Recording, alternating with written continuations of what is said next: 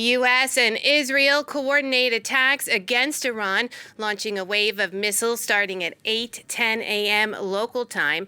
Both the Iranian president and the supreme leader targeted in the first wave. U.S. President Donald Trump urges Iranians to rise up and seize control when military action is over. Iran has retaliated, launching ballistic missiles and drones at Israel, as well as U.S. military bases in the region. Explosions have been heard in Riyadh, Doha, and Abu Dhabi. At least one person has been killed from falling debris in the United Arab Emirates. Welcome to this special edition of Around the World with me, Catherine Viette.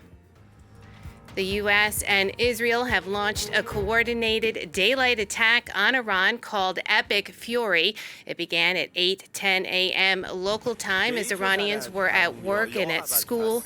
Airstrikes have hit targets across the country, including near the president and the offices of the supreme leader, Ayatollah Ali Khamenei, in Tehran.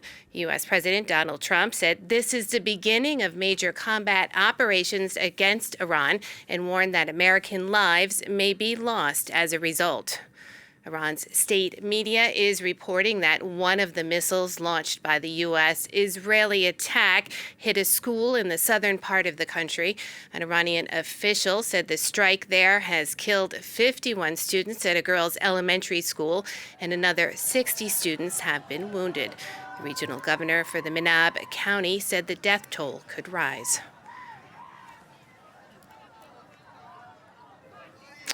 To get the latest on what's been happening, we can cross now to Tehran, speak to our correspondent there, Reza Sayah. So, Reza, I just want to ask, how are you doing? Are you safe where you are? It is safe where I am right now. It is certainly a grim day for the people of Iran, for the capital city of Tehran. Let me describe to you what's happening at this minute. It's a little after 4:30 p.m. local time on this Saturday. This is usually the first day of the work week, and at this time it's usually rush hour. So the city is bustling. Traffic is bumper to bumper. Right behind me is one of the major expressways of the city, but right now things are unusually and eerily quiet. As it seems that most people, after what unfolded today, have raced home to take some shelter, to figure out what happened, to figure out what's to come. Earlier this morning, beginning at around 9 o'clock, that's when the first wave of the attacks happened. I was home in the heart of the city here in Tehran. I was with my daughter. That's when I first heard 2 or 3 explosions. They were reminiscent of the explosions of the missile attacks that we heard back in June. I immediately knew that this was probably the attack. What I did was I took my daughter to a safe place with her mother, and then it was state media that gave the initial reports that an attack had targeted the offices of the supreme leader, the offices of the president. There was a thick plume of smoke in downtown Tehran. That's when the traffic jam were most intense. People were obviously racing home to get to safety. A number of people I saw on the streets were looking up in the air to see if they see anything. They were looking at their phones to figure out what was happening. A lot of people chasing down motorcycles to somehow get home. And an image that is with me at this point is so many parents racing to schools to get their children out of school, to get them to safety. The internet was initially shut off, but about an hour ago, I realized that the virtual private network that I usually use here is working. That was not the case during the 12-day war. So in what is somewhat of a surprising development, there is some access to the internet using a virtual private network. And as far as the state media goes, and as far as the government goes, their approach seemingly, based on everything we've read, is one, to calm people down, say everything is okay. There's reports that the president is okay. There's no reports on the whereabouts of the supreme leader. They have reported that the subway systems, the bus systems are free of charge in an apparent effort to help people to get to safety. And another thing that they've clearly done is report that Iran has launched a counter attack targeting Israel, targeting surrounding countries. The sun is going to set in a couple of hours. During the 12-day war back in June, most of the attacks came at night, and I'm sure a lot of Iranians are anxious to see if that happens again. When the sun goes down, there's going to be more missiles coming into Tehran and other cities throughout the country. Now, Reza, we know that the United States has said that they plan on continuing combat operations. So what are the Iranian people prepared to do in the meantime? Are they going to spend time in bomb shelters, try to go about their daily life? What can we expect? It's hard to say. First of all, there's not many bomb shelters here.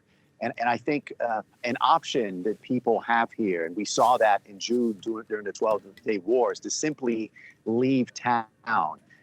We expect a lot of people, traffic jams heading out to Tehran tonight, to the northern resort cities of the Caspian Sea.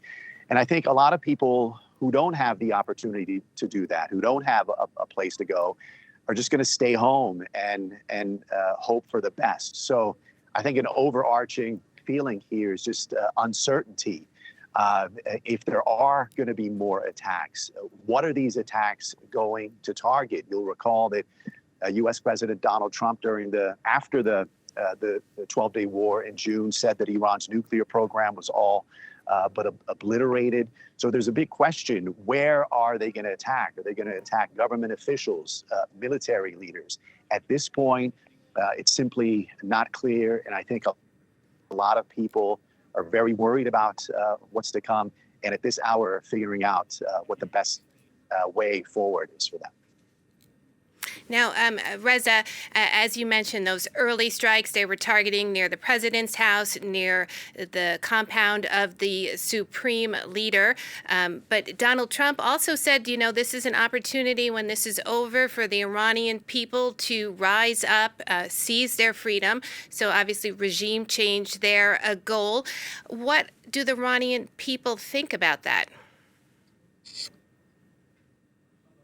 Iranian people don't have one voice. And I think one thing that I personally observed over the past couple of months in this information war is this narrative that all Iranian people want regime change. All Iranian people are desperate for U.S. military intervention. Is there a sector of the population that wants that? I would say yes. How big is that sector? Is it the majority? It is impossible to analyze that. It is impossible to assess that. We should stress that there's a big sector of the population that doesn't want military intervention, that sees military intervention, that saw this attack this morning as a violation of Iran's sovereignty, as a violation of international law. So are there people out in the streets right now?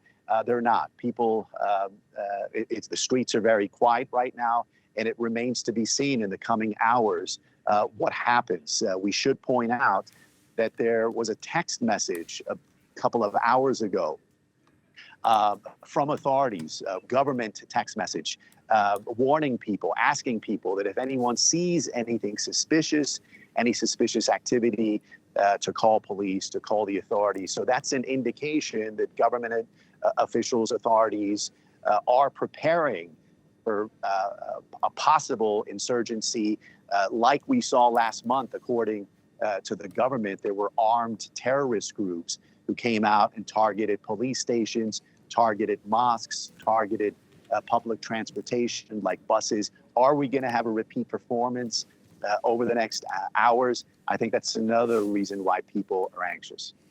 Reza, please stay with us for the moment. I want to introduce the other members who are in the studio here with me. I have Andrew Hillier from our International Affairs desk, and I also have Irshad Alajani from France 24's Observers desk as well.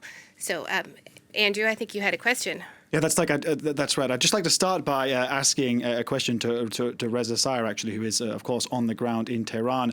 And Reza, how has the Iranian government been preparing for what's happening this morning? How have they been preparing for this scenario?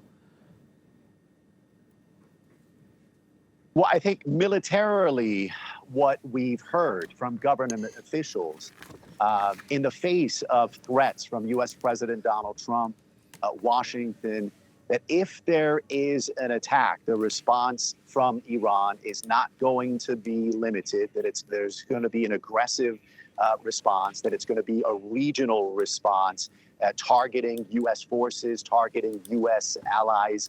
And I think, according to state media reports, we've already seen that. Reports of explosions in Saudi Arabia, United Arab Emirates, Bahrain. This is from state media. We haven't independently verified this, but if indeed this is true, it confirms what the Iranian government had been warning, that if there is an attack, that they're going to retaliate and they're going to target U.S. allies in the region. So that was their military approach, and it's unclear right now how expansive that response has been. It's hard to get information at this point, but I think in the coming hours, we're going to find out what that response by the Iranian government has looked like.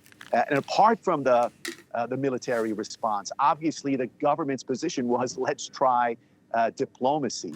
Let's see if we can get a diplomatic solution. Of course, they've gone 3 rounds of indirect negotiations with Washington. There was scheduled to be another round of talks in Vienna.